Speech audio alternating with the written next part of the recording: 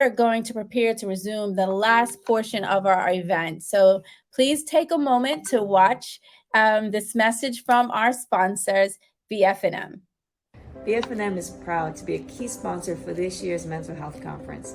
It really focuses and shines the light on mental health, which is part of a really good health in general. We are really happy that this is a free event and accessible to everyone who can register.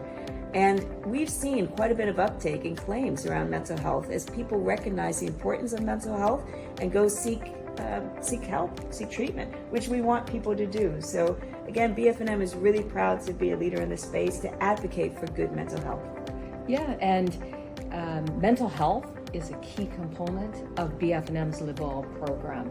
So I'm really excited to participate, on a panel during the conference, to have the opportunity to partner with a number of other people that are in the mental health space. So our partners in this area, and it's going to be a really fun event. So really happy that we will have the opportunity to help our clients, as we do in our general role, of knowing a little bit more about their benefits, being able to use them to their advantage to help them be their best selves. Thank you so much for your sponsorship, BF&M. We really appreciate you. Now we have one more engaging session lined up. So this particular session is called The Effects of Screen Time and Social Media on Youth Mental Health. This is so very important, especially for all of the parents out there, including myself, that are wondering, like, what is social media doing to our kids, both negatively and positively. And we found the perfect person to speak about this. So allow me to introduce Dr. Sandy DeSilva. I love Sandy. She's my girl. A distinguished clinical psychologist and executive director of the Family Center in Bermuda. Dr. DeSilva brings 20 years of experience in the mental health field. She holds degrees from McGill University and the University of Hartford, with a doctorate earned in 2003. After working as a clinical psychologist at the Mid-Atlantic Wellness Institute, she returned back to the Family Center, where she has been involved since her time as a summer student in 1998. Jeez, wow. Dr. DeSilva has been deeply engaged in the community, contributing her expertise to various boards and committees, including the Human Rights Commission, Bermuda Hospitals Board, and the Nonprofit Alliance of Bermuda. She is also a We Speak coach and a proud Bermudian with fluencies in both English and Portuguese. Please welcome to the stage Dr. Sandy DeSilva. Yes, thank you so much, Jody. Appreciate that. I know I've got the tail end of today, so I'm hoping to just keep everybody engaged on certainly what is a huge mega topic. I don't know of a single person out there who hasn't pondered what are the effects of these devices that we're using and social media time on our own mental health, let alone our children who don't tend to naturally have self-regulation like we do. So I'm just going to double check here that I can share my perfect. Okay, so so I do have a presentation and just a couple of videos as well to share with you today, because there is so much information. In fact, at the beginning of this year, Family Center's public advocacy campaign was going to be on this exact topic. And we found it there's a monumental amount of information now on this.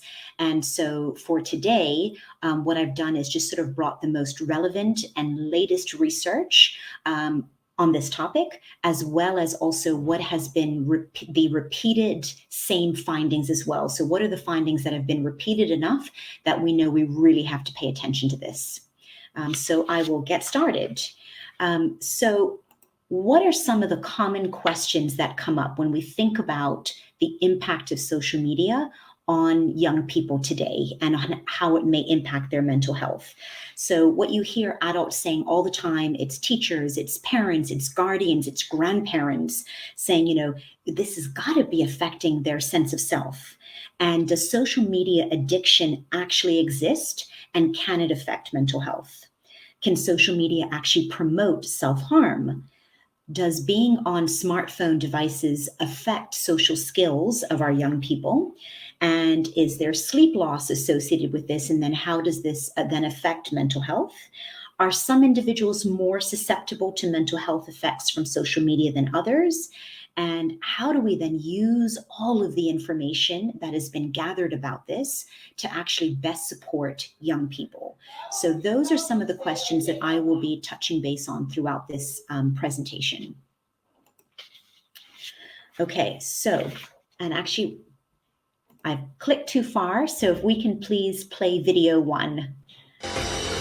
Teens under pressure like never before. Nobody hears you because everybody's struggling. Mental health is the existential challenge of our time. Staggering new statistics shining a light on a troubling trend. Teen girls are experiencing record high levels of violence, sadness, and suicide risk. The mental health crisis is an epidemic. High schoolers today have so much more pressure. Growing concerns over social media. We all get FOMO. What lifelines can we provide? Schools are on the front lines of this crisis. It's time to adapt. Teens under pressure. Mental health and social media. Young people are in crisis. That is the finding of a troubling new CDC report on mental health. But what is it that's behind this trend? I'm Savannah Sellers, and over the next 30 minutes, we'll look at the causes of this mental health challenge, including the role social media is playing, and also importantly, what can be done about it. First, though, let's dig into those trends. They show in 2021, 42% of high schoolers felt persistently sad or hopeless. That's up 14% from 2011. 29% experienced poor mental health, and 22% of students seriously considered attempting suicide. Then there are the female students specifically who are faring worse. 57% of teen girls experience persistent feelings of sadness or hopelessness. That is a jump of 21% in just the last decade. Okay, so as we can see there, we are in a crisis. And, when hearing the Surgeon General is actually paying particular attention to this, then we know that we have to do something about it. So here are some of the statistics from the Surgeon General's directed research in this area. So we know that among 13 to 17-year-olds, about 95% use social media. You even wonder what the other, who the other 5% are, and actually what may be the reason that they're not using social media. With 35% saying that they use social media almost constantly. 40% of 8 to 12-year-olds report using social media. So these are the, for a Bermuda context, that would be your P4s, 5s, and 6s. And that youth who use social media more than 3 hours a day face double the risk of mental health problems, including depression and anxiety. And on average, high schoolers spend an average of 5 hours per day on social media. This is only 2 hours less than the normal school day. So imagine this, we used to be able to say, well, kids spend most of their day in school. So what's going on in schools? What's the impact there? Let's dig deep there. But now social media is really taking over the amount of time that our young people are spending engaging with it. And social media is designed to be addictive. It provides instant gratification. It gives you this instant hit of dopamine, which is like a feel-good chemical in the brain. So again, we've got to be paying attention to what this is doing to our young people. So we know now that the reality is not, whether young people are using social media, it's the how, it's the what, it's the why. Those are the questions that we need to be asking. So as Jody rightly said in introducing this topic, we know that there are also some positive effects as well, but there are also loads of negative ones that we need to pay attention to. So a little bit of research done in 2019 was interesting on looking at sort of the net positive and the net negative effects on different apps as reported by young people in the UK. So you'll see here that actually YouTube comes out on top as net positive. And that is largely because what do our young people go onto YouTube a lot for now? They go on for for learning sessions, so tutoring or how to do a particular math problem or how to solve something, as opposed to just sort of clicking through videos. Then you see there Twitter is next, followed by Facebook, Snapchat, and then Instagram. And then in further looking at this research, what I found is that Instagram has now actually done a lot of campaigns to actually share with parents how to use safety features within their app to compensate for this sort of net negative research that was shown. And the one app that is missing from here, of course, is TikTok. And TikTok has certainly mastered algorithms, which of course feed internet addiction because they just keep giving you more and more of what you like to see. So this was just a little bit of little glimpse at research where young people were telling us, actually, they know that they're not getting a lot of good stuff out of just scrolling on Instagram or being on Snapchat. And of course, we know Facebook, Twitter, and YouTube are now coined sort of for older people and not for the young hip ones. Okay, so now what are the effects then of social media on youth mental health, particularly when it comes to the brain? So if we can please have video 2. Are you scrolling? It's probably how you found this video. How long you watched the video, how many likes, comments, shares, influences what you see. Travel pillows? We've been wearing them the wrong way. Shut up. Although what you do on social media may seem insignificant to your overall well-being, it does matter. Supposed to twist the seasoning bottle? Not sure. Twist it. Well, social media has essentially taken human connection and turned it into a drug by distilling it down to the essential properties that make something addictive. For others, social media has been a place where they found lost family members, organ donors. So if you have a boat, meaningful life events that have happened around the world. But cell phones and social media are so deeply connected to every aspect of our lives. Our work, family, school, that most experts say we can't easily quit. And to understand why social media is so addictive, we have to look into how our brain works. The brain controls thought, memory, emotion, along with all the 5 senses and every process that regulates our body. All those tasks are performed by pathways, where the brain sends messages to the nervous system, and the nervous system sends messages back. We'll focus on the brain's reward system. Here is where dopamine is mostly produced, a type of neurotransmitter also called a feel-good hormone. That is sent to 4 pathways. One of those is the mesolimbic dopamine pathway, which is connected to the amygdala and the hippocampus. The first processes emotion, while the latter is essential for learning and memory. Too much or too little dopamine affects how we learn, get motivated, our mood, attention, our heart rate, and many other behaviors and physical functions. And this is where studies show the addictiveness of social media. When we engage with social media, it releases a lot of dopamine in the brain's reward pathway, lights up the same part of the brain as drugs and alcohol. It's incredibly accessible. We have 24/7 access to this particular drug. It's bountiful in the sense that it's practically speaking infinite. TikTok never runs out. And number 4, it's incredibly novel. The AI algorithms learn what we've liked before and actually push to us the suggestion that we want to keep going or check out the next new thing. In late May, the Surgeon General put out an advisory about the effects of social media on youth mental health. He highlighted adolescence and childhood as a critical stage in brain development and that young people are more at risk when they're spending too much time on social media. The bottom line is we don't have enough evidence to say that this is in fact sufficiently safe for our kids. What we have instead is growing evidence that tells us that social media use is often associated with harms to our kids. And my growing concern is that social media has become an important contributor to that youth mental health crisis. But how do you explain this to teenagers? 18-year-old Mariana Myers tried to do just that.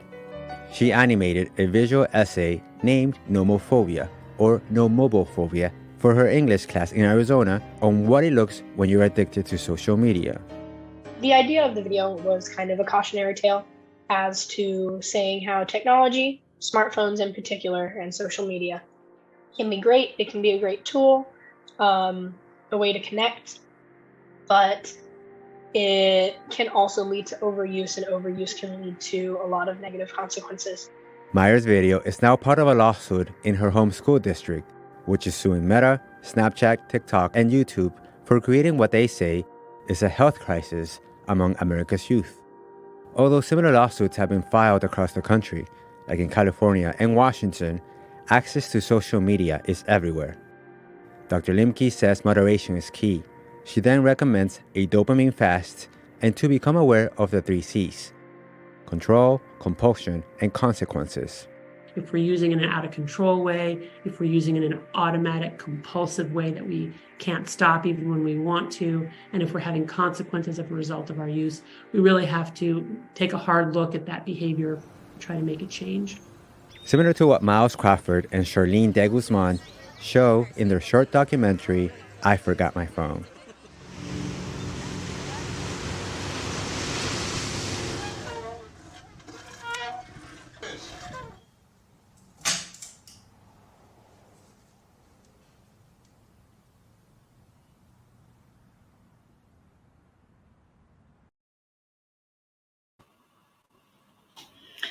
So, how many of those scenes are familiar for us in terms of just even, the lights go out, but still scrolling on social media? So let's then take the highlights of what those concerns are, what we now know, and you heard the Surgeon General talk about it. And in fact, in an interview with him, someone asked him, so when all the research came out about the harmful effects of cigarettes, and of course, it still took years for warning labels to be put on cigarette packets and whatnot, and to prohibit cigarette smoking in public places and things like that. Still took a long time to happen, but someone said, so what are we going to do about social media? You can't just put like a label on it, like how you can on the physical packages of cigarettes. So I'll talk a little bit about how he responded to that, but this is a really serious issue. So we know that there's an increased risk of poor mental health outcomes in a dose-dependent way with young people. So the more that they're on social media, then the higher the risk for depression and anxiety symptoms. We know that there are concerns about harm during vulnerable brain development as well. And there are various stages in childhood of significant, serious brain development where, in fact, you start to sort of lose neuronal connections if you don't use them. And so if our brain is now relying on sort of little dopamine hits at a time, like those TikTok videos provide, then that is now wiring and shaping the brain for the rest of that person's life. And then we know that the correlations with negative outcomes as well, that the more that you're on social media and you're on devices, then of course, the more likely that you're going to experience cyberbullying, body image issues, which I'm going to talk a little bit more about, disordered eating, which I'm going to talk a little bit about, and poor sleep quality as well. It's incredible how I always say to my husband, you can read a book and quickly fall asleep. I don't know about you, but at my age, I don't get past a few pages, especially on a tired evening. But if you're scrolling on your phone or on technology, it doesn't seem to put you to sleep. But yet reading does, and yet reading is so healthy for us. And then, of course, we have exposure to misinformation. There's so much information out there that is not factual, that is not correct, and yet it's shaping people's perceptions and their values and how they see themselves. And of course, we have addiction, as we've just talked about. It's like a drug on the brain. So digging deeper into research, evidence from longitudinal studies, cross-sectional studies as well, really do implicate, and that's a strong word there, right? Not just correlate, but implicate device and social media use in the increase in mental distress and in self-injurious behavior and suicidality among youth. And again, there's that dose-response relationship. So The more that you're on it, then the more likely that you may experience these mental health effects. And these effects appear to be greatest among girls because so many of them are a result of social comparison and girls comparing themselves to what they see online. Again, I'll talk more about that in a little while. Social media can affect adolescents' self-view, their interpersonal relationships through social comparison. Oh, all my friends appear to be having boyfriends or girlfriends or in relationships, but I don't have one yet. What's wrong with me? I'm a terrible person. I'm not beautiful enough. I'm not enough of enough. And then there's negative interactions, again, including cyberbullying. And social media content also involves normalization and even promotion of self-harm and suicidality among youth. And it's interesting because young people sort of find these corners of the internet where groups will normalize these things, and they'll find them much faster than we as adults will find them. And then there are high proportions of youth who engage in heavy device use and media multitasking, right? So they've always got the phone facing them, staring at them while they are supposed to be doing other things. This results in chronic sleep deprivation, negative effects on cognitive control because your brain needs to constantly be multitasking, but not paying complete attention to any one thing. And now the brain is used to that, so it's going to crave it. So if you tell the brain, no, you just do this, or just read your book, or study for your assignment, the brain within a few seconds is searching for, where's that thing that provides my dopamine hit? Just like a drug does, right?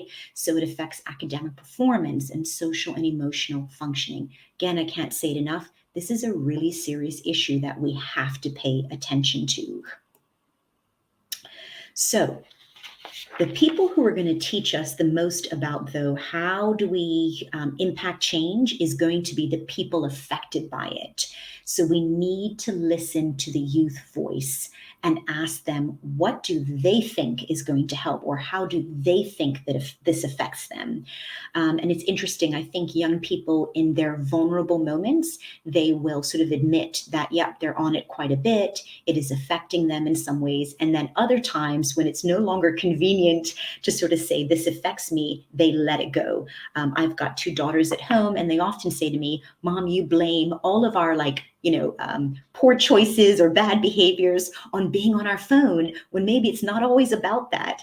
And that's probably true. However, the thing that is new and different in our home life is the perpetual presence of the devices and the phones. And then, of course, when they're on them, what are they doing? Likely, looking through videos and different social media apps. So yes, as parents, we do tend to put a lot of stake in the impact of that in our homes, and then how we deliver consequences as well around it, which I will get to. So what does the youth voice tell us? So when we talk to young people, and I talk to young people here at Family Center in terms of whom we service, just my own children, their friends, and then in also looking at videos about what's been done, documentaries in the US. And the young people they're saying the same things. Here are the top themes. One is that, and this is the most striking one for me at least, which is why I put it first.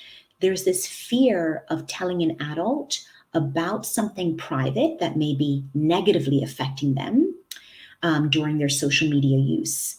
Because what they wonder is, well, will or can the adult that I'm telling actually make the situation better, or are they going to make it worse? Are they going to overreact and say, oh, I'm going to call then so-and-so's mother about that, or I'm going to tell the school, and then it'll have this massive ripple effect. I'll then be a snitch, or this and that. So there's this real fear, and we can understand it when we take a step back, that will telling someone make this better or worse? Then we have the comparison trap. Right? We live in a culture of seeking validation. This pre-existed social media, but now validation through social media comes in the form of likes, comments, follower counts. So it's really easy to feel inadequate when you haven't gotten many likes to your post, or when you haven't been included in that group chat that everybody's talking about at school in the morning. Long gone are the days if you just missed an episode of a show that everybody's talking about at school, but maybe you'll catch up next week. Well, now this is a really big deal. So young people feel pressured to do what others are doing. This also social media provides an escape from real life. And I would say every age that goes onto social media, you hear that from everybody, even adults. Oh, I'm just mindlessly scrolling. It's just numbing of the brain. And that escapes real life. We're doing it wherever we pause. We're doing it in the waiting rooms for appointments that we go to. We're doing it at the bus stop. We're doing it everywhere. And it is an escape from real life. It's an escape even from needing to have patience to wait for something. Then we have FOMO, the fear of missing out. Fear of missing out parties, fear of missing out on TikTok videos in terms of the dances that come out on them, etc. So there's a huge fear of missing out on what's the newest information, the newest trend, the newest thing that I want to be able to talk to my friends about too, so that I don't get left out of that social group. And then they also say, young people themselves will say, it's too much negative news and content as well. We know that happens. There's an overexposure because, if you, when we were younger, it was if you didn't catch the evening news, then you didn't watch the evening news. You didn't you didn't see what was happening. But now it's everywhere, and they almost feel like they need to sort of numb out of that. It's just too much to think about. And then the last one, which is really sad, is they talk about how cyber sexual abuse happens all the time. And girls talk about it happening. It's probably happened to all of their friends. It's happened to them. It's everywhere. And cyber sexual abuse is really just sexual abuse comments or requests for behavior or nudes, etc., through social media. So this is what young people are telling us. They know that this is the world that they're living in and where the pressures are. Now, two other major harmful effects of comparison, which we really need to pay attention to because these can have lifelong, chronic life or death consequences, especially the first one.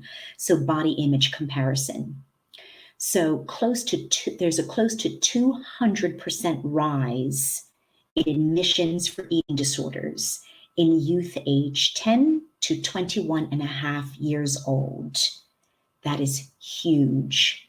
There is a lot of body image comparison because everybody online tends to look perfect in everybody else's eyes. Young people are comparing themselves to celebrities, influencers, peers who have used filters on their photographs before they then post them. There is even evidence of growing numbers of requests for plastic surgery from young people. This is what they're asking for their birthdays and Christmas because they want to look like the Snapchat filtered video of themselves. This is a real, real problem. So when asked about the impact of social media on their body image, this is directly to youth, 46% of adolescents aged 13 to 17 said social media makes them feel worse. So half of them are saying that, and that's probably a bit of an underestimate.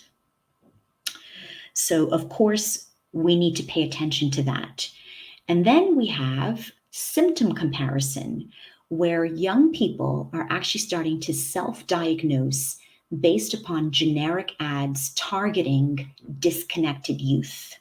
So in other words, if you feel alone, you feel different, maybe this is your label. Maybe this is how you are defined.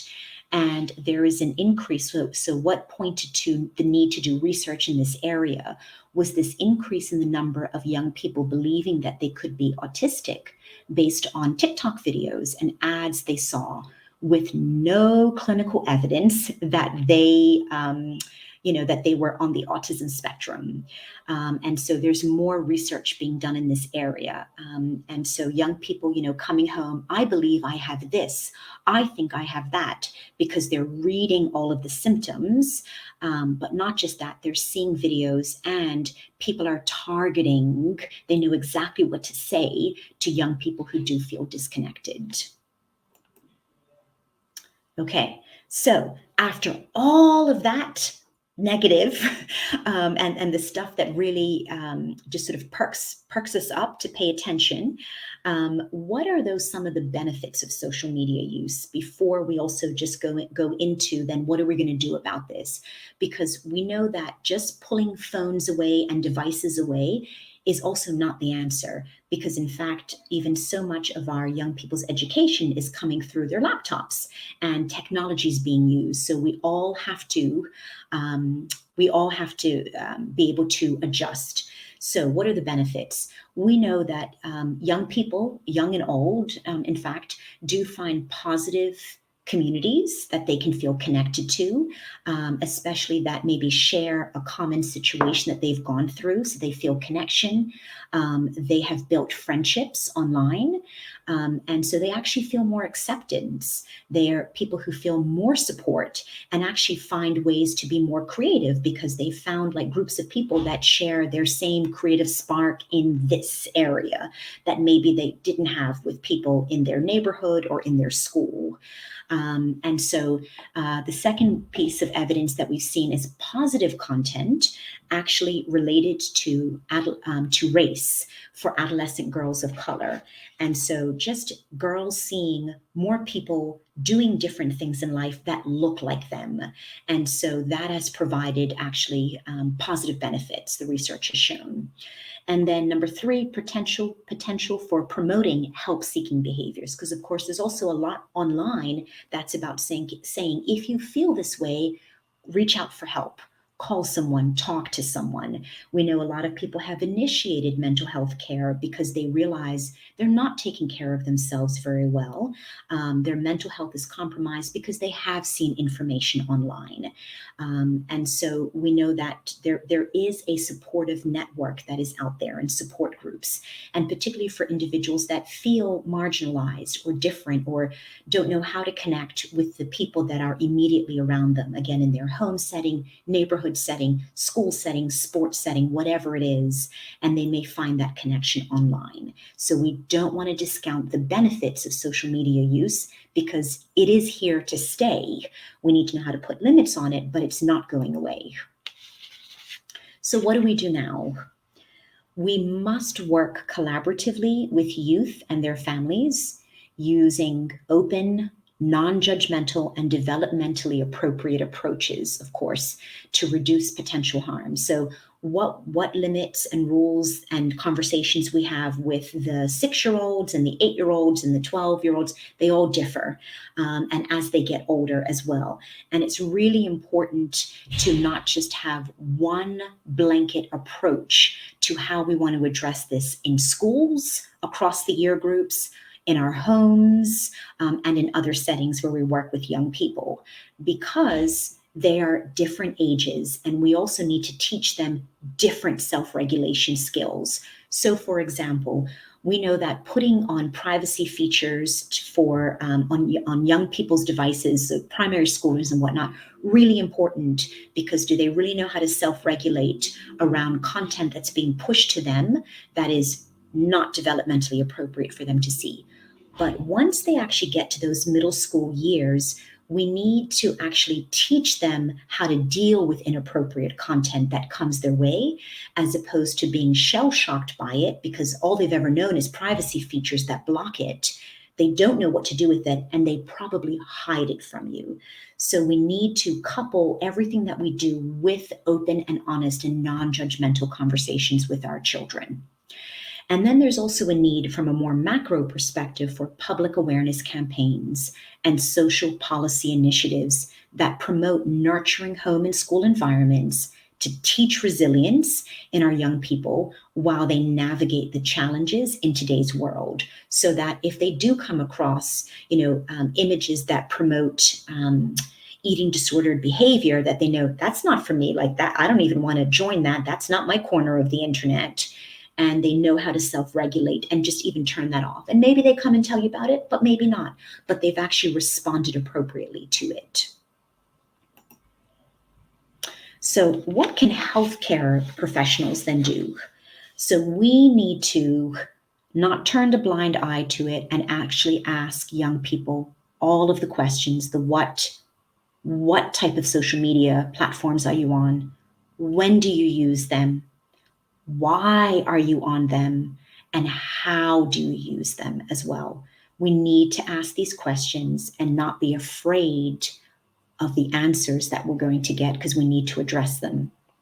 We need to engage with youth and take an interest in what they're looking at, what they're being influenced by, so that we are not in the dark and young people do feel more comfortable opening up about their social media usage.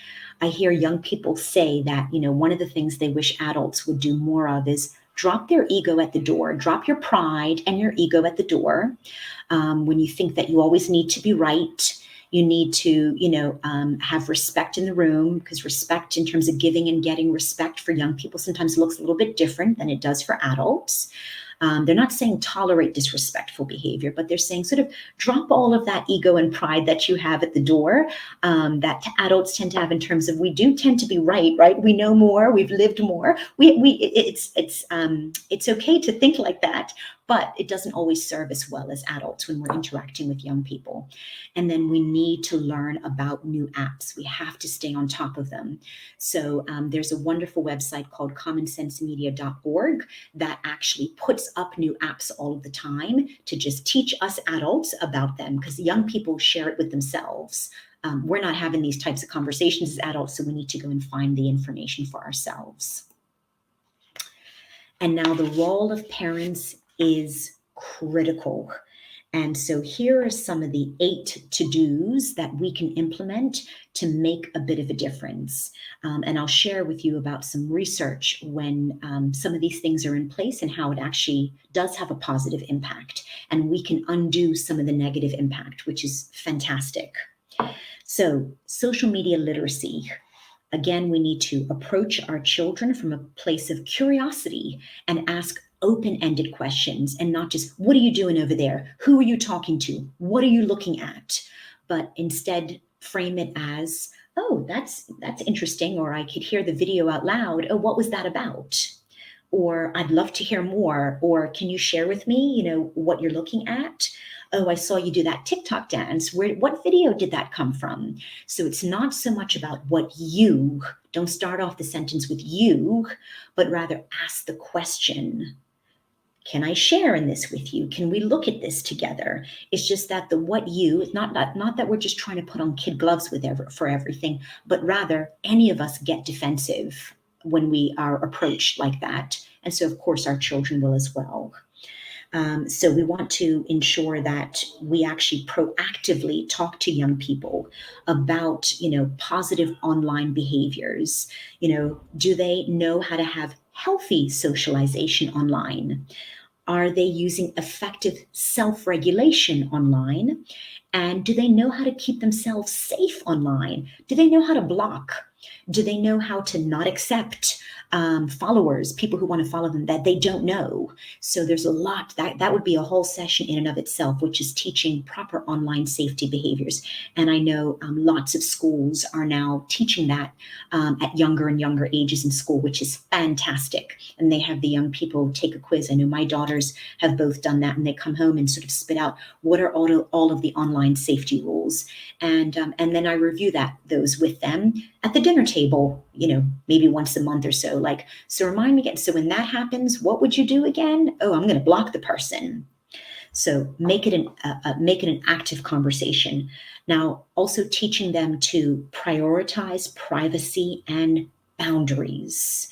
As teens, cardinal rule, not a lot of boundaries there. We didn't have them either when we were younger. So you have to teach young people about how to maintain their own privacy online, not to give out information, etc. It's all part of the social media literacy and how to establish boundaries in terms of blocking and not accepting followers you don't know.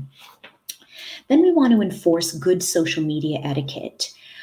Because sometimes it's our children receiving the cyberbullying and the negative impacts of comments, but sometimes it's our children also putting those on themselves.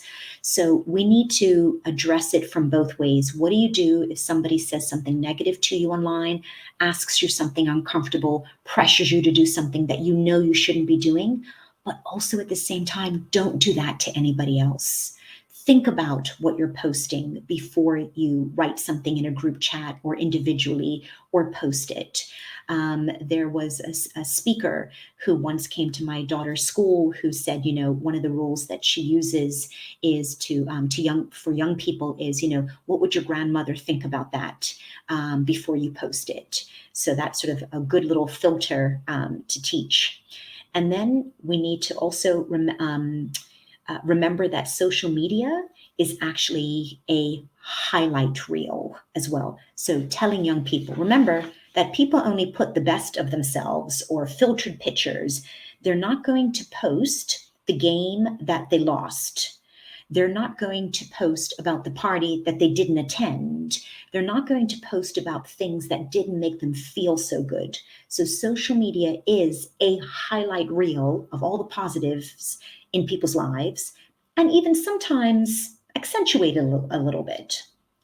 Then we also need to have time limits as well. So we know that reduced social media usage by 50% just for a few weeks actually creates significant improvements in mental health compared to people who just maintain their same level of social media use across the same amount of time. So for all of us, if you just even try to drop your social media usage, if it's already pretty much up there, then try to reduce that by 50% and see how much better that you will feel.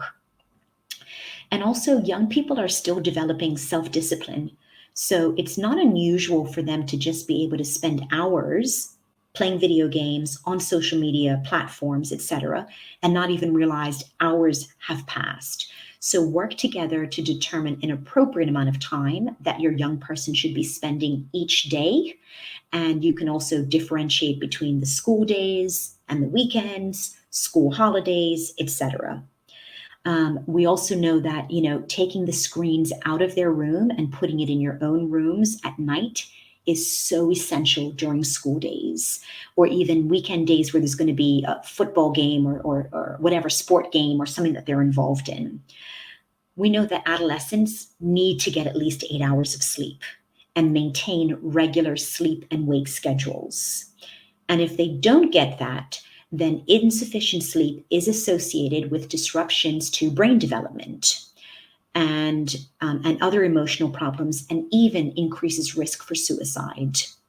So the ripple effects here are tremendous if we do not do something about it. Also, social media use interrupts time for getting outside, walking around, physical activity and exercise. And research demonstrates that physical activity is essential for both our physical health and our psychological health. We all know that. So our young people need to get sleep, good sleep. They need to get exercise. And they also need to have social media free spaces, like the dinner table, like while they're eating, when they go into the bathroom, when they're exercising or at sports. Let's create as many social media free spaces as possible so that they're so busy doing something else, they don't have time to be on social media. And that also decreases FOMO, fear of missing out, because I'm so busy doing this that I don't have time to do that. And then you want to teach kids accountability about what they actually post, how they're treating other people. If someone dares them to post something online, they need to stop and think about that. Think about how their online behavior affects other people as well. So really, honing in on that. And then we have to practice what we preach.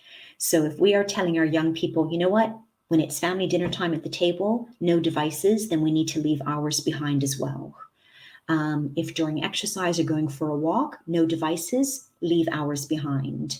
So we really need to set the example, because our children constantly learn by example. And as adults, we can't just pick and choose what examples of our behavior that we want them to follow and to repeat. So tell your young people it's okay to block people, to unfollow people who post things that negatively affect their mental health, how they feel about themselves, that it's okay to mute or restrict accounts, turn off notifications, not respond right away to things or at all, because I know they get really triggered when they're left on red. But let's normalize it's okay to do that. Restrict or monitor their comment sections.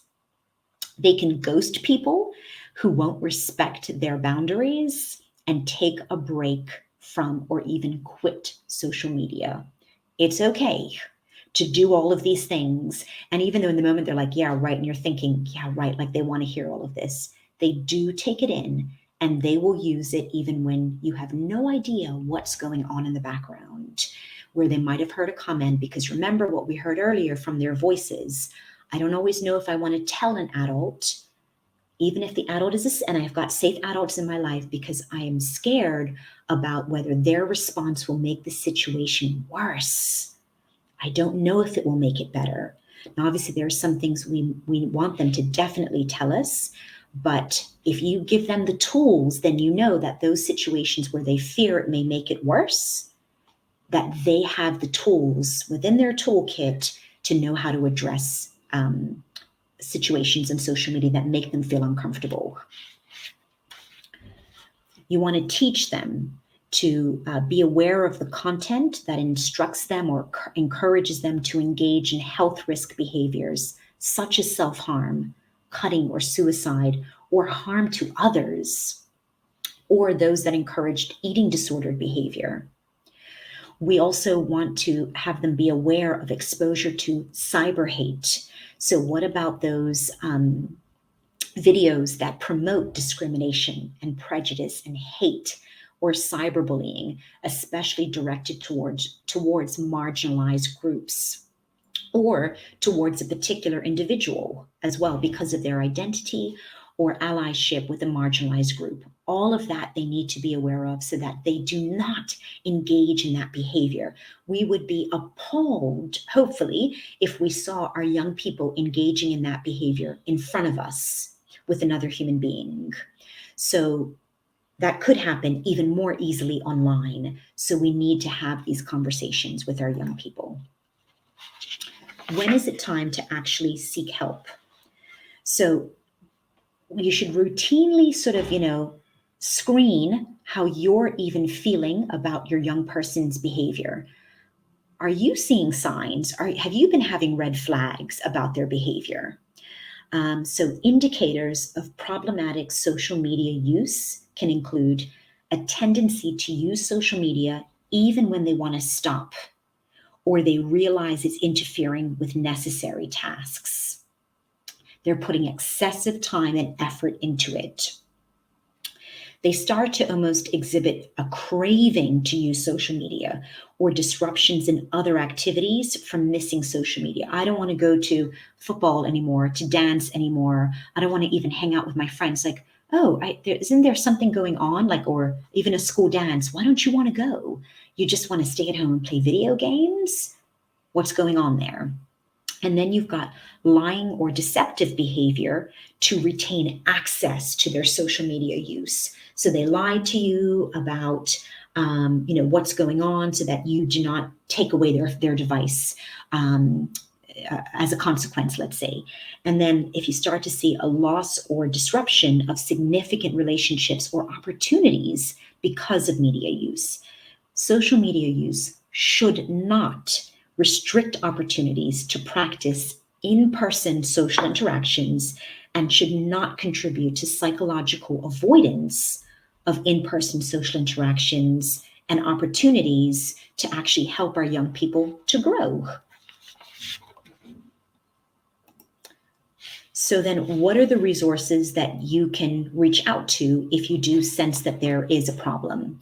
Again, commonsensemedia.org is a great website and it's by an organization that checks and rates movies and shows and apps to help parents know if they're appropriate for kids, because we're not, we don't necessarily have the time to screen an entire movie before we say yes to our young person who may say, oh, well, this is the age limit, but all my friends have watched it, so why can't I? You may not have that hour and a half, that 2 hours to watch that movie. So this is a great website for this. They also support research on how media affects children and speak out for rules that protect kids. So if you want to stay on top of this, that's a great website to go to. And you can also have a family media plan. Manage screen time together. Talk about it together. Consider who uses screen time at home and social media. Probably everybody, in your home. And so balance that media use with physical activity. Sleep, so devices to be used during physical activity in sports, etc. When you're sleeping, devices out of the room into the parents' room, because if you hide them somewhere else, then your young person will probably set their alarm to wake up and go and get it while you're sleeping, and we're none the wiser. Devices off during schoolwork. Have unplugged time and encourage face-to-face interactions during routines and during events and outings. And again, designate media-free areas at home and regularly review and adapt the plan according to your child, their needs, their differences, their ages. We also need greater advocacy. There should be higher minimum age requirements for using apps and a way to actually figure out whether young people are lying about their ages to even get onto apps. Because a lot of apps do have, age requirements, like TikTok I think it's 13 or something like that, but loads of young people are on it. They've lied about their ages because you just put it in. So certainly there need to be, just like AI and algorithms that have actually resulted in addiction to this stuff, we also need to find ways to actually increase the age requirements, and then how to decipher when somebody's actually not telling the truth. And we need increased safety regulations on social media companies, which the Surgeon General has already started that work in the US, and then hopefully that will continue to just proliferate. And I have not studied what other jurisdictions have done, but I know the UK is also looking into this as well. So what youth say that they need. So I've just given you what health professionals can do, what parents can do, what at a macro level countries need to start to look at and do. And then what do youth though say that they need? Here's what they say. They want to be listened to without judgment and without necessarily receiving advice all the time. Sometimes they just want to talk and have you nod your head in validation and maybe offer a hug, a rub of their arm, or maybe even none of that, but just listening. As adults, we seem to be primed to also always want to give advice. I'm like that too, and so I have to self-regulate around not giving advice all the time. They want people who listen to them to be open-minded. Just because this sounds different to what you're used to, or they didn't have this back in your day, doesn't mean that you cannot just have an open mind to what our young people are telling us about in terms of their new experiences in their generation. Reduce the criticism and increase the support. Criticism is so easy to spit out. And I believe one of the reasons for that is because we want our young people to be the best that they can be. It's not coming from a place of wanting to harm them or hurt them. Often it's because we see something and we want it to be corrected. And so we speak at that. But we tend not to praise the things that they are doing really well and find ways to provide verbal support, especially after we have dished out so much criticism. Seek to understand. So instead of what are you doing, but what's behind that? Tell me more about it. So seek to understand their world and where they're coming from.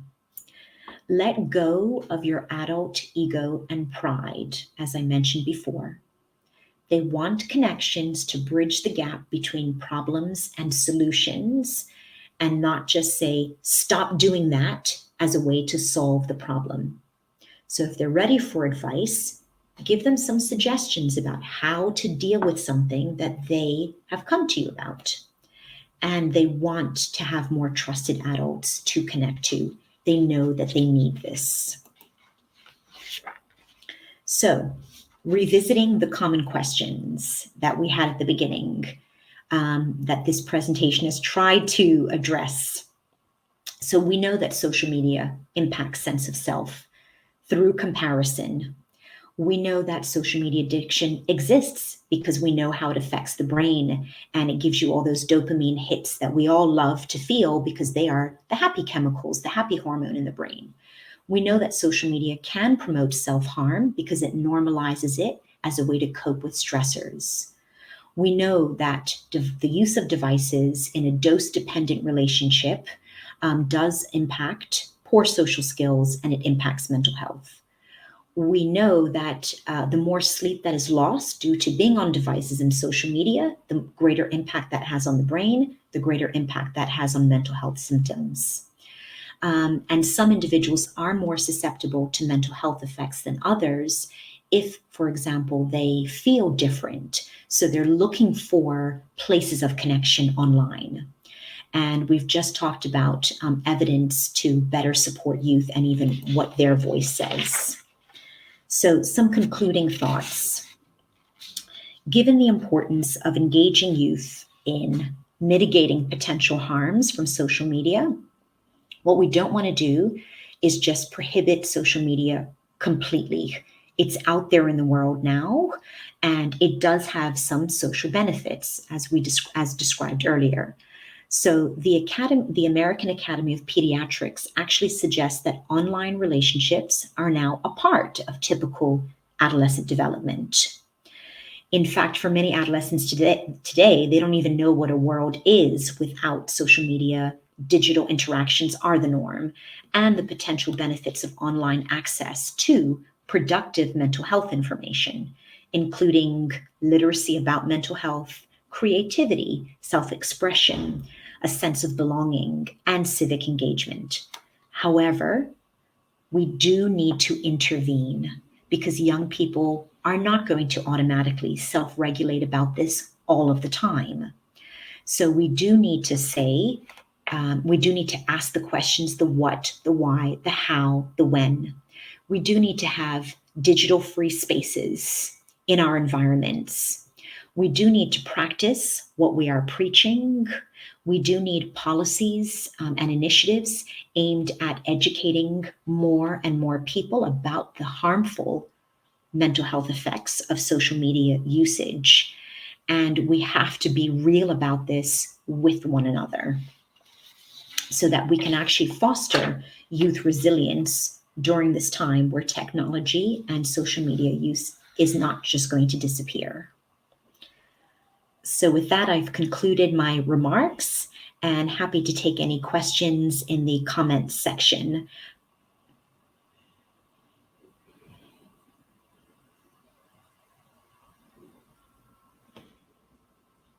Yep, so I'm happy to share the presentation for anybody who would like the slides.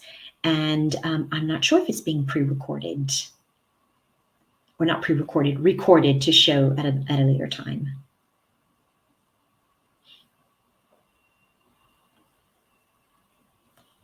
And thank you to the Bermuda Mental Health Foundation for inviting me to be on.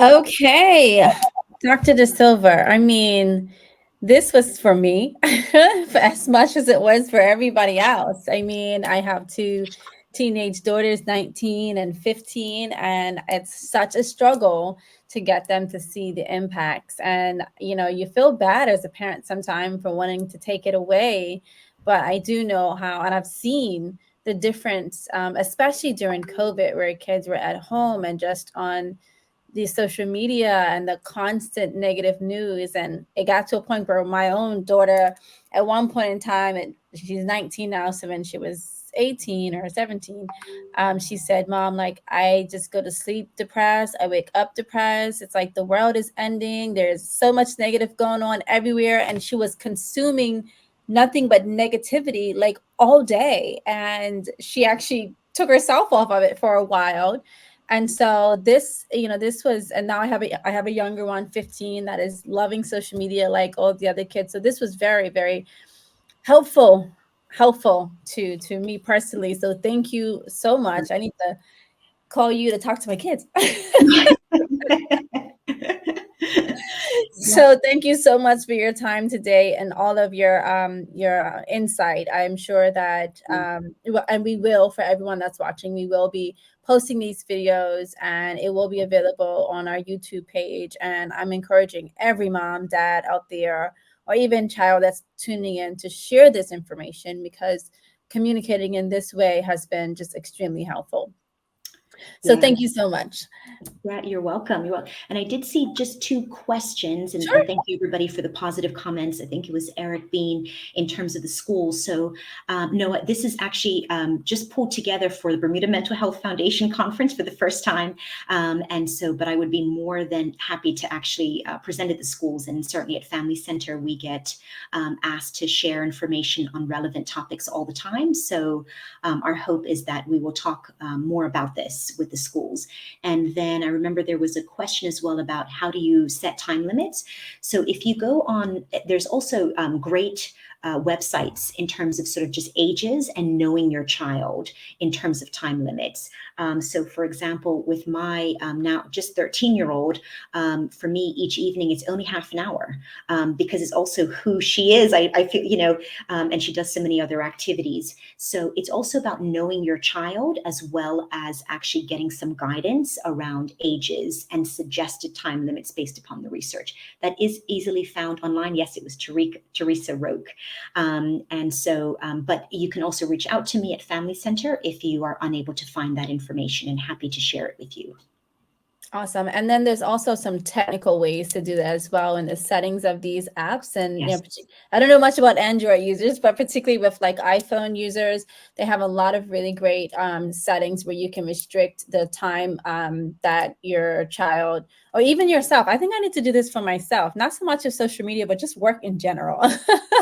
Restrict the time that you have access to certain apps that are on your phone. So definitely there are also, I hate to use it, but there's also YouTube videos that you can watch that helps you navigate into the apps and figure out how to set those time restrictions as well. Yes, absolutely. And when they're younger, you can have an app on your phone, in fact, that actually cuts off internet time and usage for the young ones. But again, as they get older, we're seeing sort of the need to discourage using that, because also they get angry and then they're going to find ways to get on it. So you want to teach proper self-regulation as well. They need to be able to, or they then go to a sleepover at a friend's house and they go bonkers on it because they don't know how to self-regulate around inappropriate content, usage, etc. Whereas the other kids who maybe know how to, they might be asleep by 3 a.m., 2 a.m. at a sleepover, but the others are still on it because they feel like they're trying to get it all in, because when they go home, the restrictions are maybe not as appropriate for their age. Yeah. Love that. Love that. Love that. Yeah. Okay. So thank you so much again